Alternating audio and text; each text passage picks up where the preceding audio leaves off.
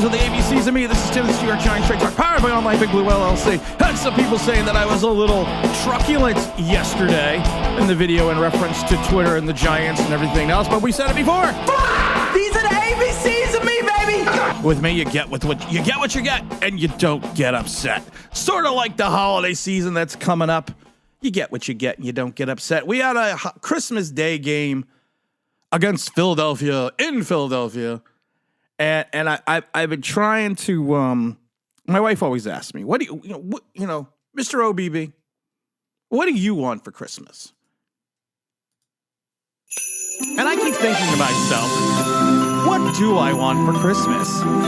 What is going to make OBB happy? And I'm just going to ask Christmas Daboll for one wish. And that is a win on Christmas Day. Don't need my stocking full of cheer. I don't need presents under the tree. I need a W in the win column, which will make me happy on this Christmas Day. I know it's a lot to ask for. It's what I got. That's what I want. You ask me what I want to win. Is there realistic bit my tongue. Are there realistic expectations for getting a win against the Philadelphia Eagles in Philadelphia? Probably not. Is it a tall task to ask a rookie free agent quarterback out of Illinois to go in and beat the Eagles on a game that they need at 4:30 on Christmas Day? Probably. But it's one of those things you got to think about. Can it happen? Can it happen? Of course, anything can happen. Jalen Hurts could not show up. You can have multitudes of injuries by the Eagles. There could be a holiday illness ravaging through their locker room. I would say the bus wouldn't show up to the stadium, but it's a home game, so they're driving there. There could be a traffic accident, a traffic jam. But there's a lot of things that we need to hope and pray on. One of the things I'm hoping and praying on right now that Jalen Carter doesn't destroy Justin Pugh. That's one of the things I'm hoping for right now. Because according to Pro Football Focus, his 45 pressures lead the Eagles defensive tackles and ranks 16th in the league behind stalwarts of Armstrong, Allen, and Hardgrave. His 17% pass rush win rating ranks only behind the best players of the position in reference to Aaron Donald, Dexter Lawrence, Williams, and Chris Jones. Yeah, he is a tall task right now. And he literally is going to be a Herculean task for Justin Pugh. So I'm hoping that doesn't go horribly wrong. And then I worry about the secondary. Now listen, Deonte Banks is playing lights out. He has been a machine. He has gotten over some of his early season woes, in which we said it would happen. He would go and have his ups and downs at the beginning of the season, and then he would kind of turn the corner and become the big physical corner that we thought he was going to be, or Wink thought he was going to be when they drafted him. But you are going to have to go up against A.J. Brown. And there's some other guy named Smith. And right now, I mean, you could say that Brown is probably, you could talk about him being in the conversation, being the top 3 in wide receivers in the entire league. He has over 1,300 yards. I know that. He's got 95 receptions. Hurts has gone out and targeted this guy 141 times. 141 times. And at 6'1", 226 pounds, he's probably, if you want to rank it up there, he's probably one of the strongest wide receivers in the league. He's a physical wide receiver. Not to mention he's fast. That is a scary combination when you are physical and you have speed. Now, why will Banks be covering him? I'm going to tell you why. It's going to be quite simple, because of the fact that you have to either cover him or you got to cover Smith. And Banks right now has drawn the assignment to cover the premier wide receivers. He's almost doing what Adoree Jackson should do. Now we always forget about Adoree Jackson because he's had some up and down games, but you forget that he is probably at this point in time I think Banks has jumped over Adoree as the number 1 corner for this New York Giant defense. That he's been drawing the top wide receivers for every opponent. And like I said, I would put Banks on Brown because Banks is physical. He's got size. He has shown that he's got some speed. He's shown he's got the physicality. So he's over 6'2", or he is 6'2". I know he's at least 200 pounds. So I don't think he is going to be enveloped or overwhelmed by Brown's speed and size because of the fact that he's just as physical. Now, the issue is this: you have to remember that A.J. Brown has been in the league 5-6 years now, if not more. So he's got a little bit more of a leg up in reference to having the ability to probably press Banks a little bit, use some of his physicality and some of his moves and some of his veteran savviness to get around the rookie.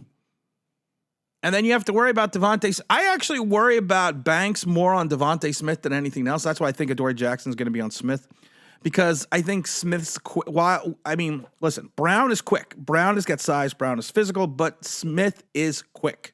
Smith gets off that line. He really limits the corner's ability to jam him at the line because of his quickness, because of his athleticism, and that's kind of what Jalen Hyatt, has to learn. Hyatt right now, his biggest problem is getting off the line.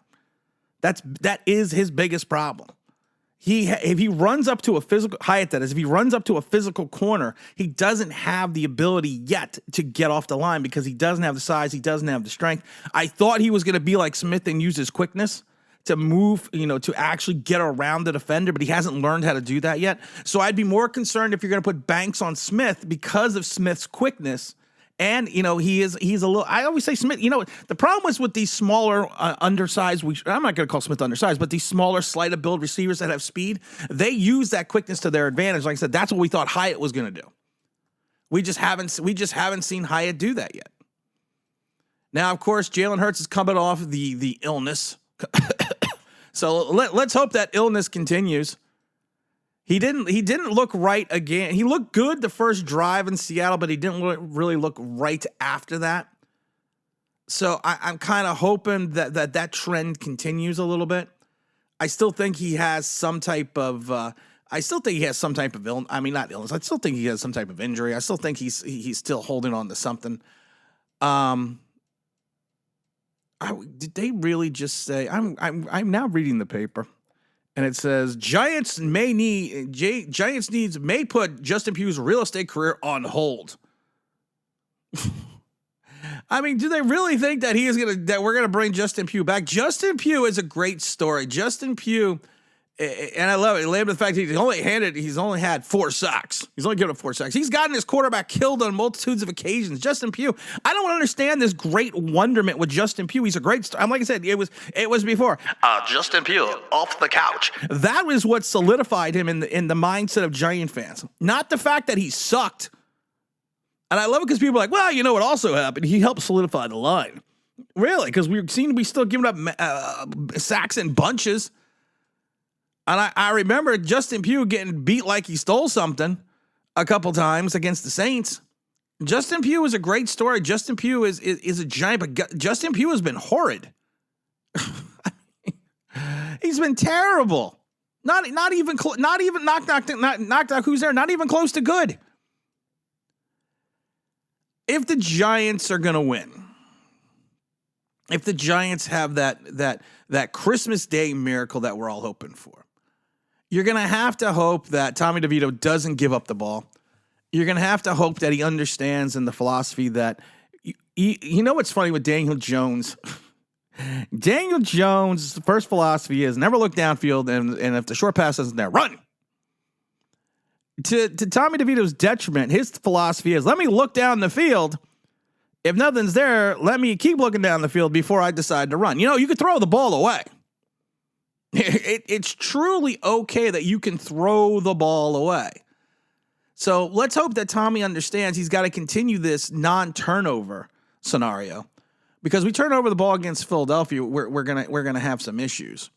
It also depends on how healthy the Eagles secondary is. Zach Cunningham, of course, is going to be out probably. I would say he's going to be out. You have to kind of wait and see. I mean, right now, if I'm the Giants, I'm attacking, and I don't understand why Daboll's not doing this. I really don't get it with Kafka and Daboll. You had the poorest ranked rushing defense against the Saints, and they don't just try to keep continuously pound the rock. And then they take Saquon out of the game for Eric Gray. The Gray Ghost. You want to know why he's the Gray Ghost? Because he shouldn't even be on that field. Eric Gray has no speed. Eric Gray does not have a burst. Eric Gray does not have the side. We saw that in college. Eric Gray, like Wanda Robinson, has a tendency to get dragged down from behind in college. And in college, if you watch his films, he had a tendency to run out of bounds to avoid contact. He's not your running. He's not. I know you drafted him, but he's not your running back of the future. You put in Breida, you put in Barkley, you pound the rock. You give the kid a break. A reference to Tommy DeVito. You don't put everything on his shoulders. So my philosophy is, like I said, we've done it. We said it before. You pull a Herman Munster, run. You just keep running the ball, and you keep running the ball, and you keep running the ball. It'll be time. It needs to be time of possession. You need to keep the Philadelphia offense off the field, and you got to keep their defense, which is having issues this year, on the field as much as possible. So hopefully you can exploit some big plays. Maybe you can get Hyatt. Maybe you can get Slayton. Maybe you can get someone behind the secondary and have a big play. As long as it's not more than 30 yards, because I don't think Tommy can throw that far. And I'm not being mean to Tommy DeVito. People are like, you're so mean. I'm not being mean, but Tommy DeVito does not have a strong arm, guys. I love it. At 6'1", 200 pounds, everyone's like, everyone's like, Tommy DeVito is going to be the quarterback of the future. He's going to be the clipboard holder of the future. And there's nothing wrong with that, because I couldn't even make the NFL. But let's not make out Tommy DeVito. Let's not make Tommy DeVito out what he is, because I love these people that are paying like $200 for an autograph that's probably going to be worth $1.95 next year. It's called retail value, kiddies. I just want a Christmas miracle. That's all I want. I don't think I'm asking for a lot. I haven't asked for the Giants for anything this year. I really haven't. I have not asked the Giants for anything this year. And I've said this before. If I could just get this, I would be happy. So one more time, I'm going to ask our old buddy Santa Daboll, can you bring me this Christmas wish? And this Christmas wish is, again, a win in Philadelphia. I've been good this year. I've shown Christmas cheer. I've shown goodwill to man and woman, and he, she, them, it, Y, and Z. All I ask is this Christmas wish for thee. I want to wish everyone a happy holidays. Don't forget we're having the big holiday stream on Sunday at 10 a.m. Eastern Standard Time. Make sure you're there. And as always, don't forget to like. Don't forget to subscribe. Don't forget to ring that bell, because you want to know why. That's a Christmas miracle, and it would be awesome.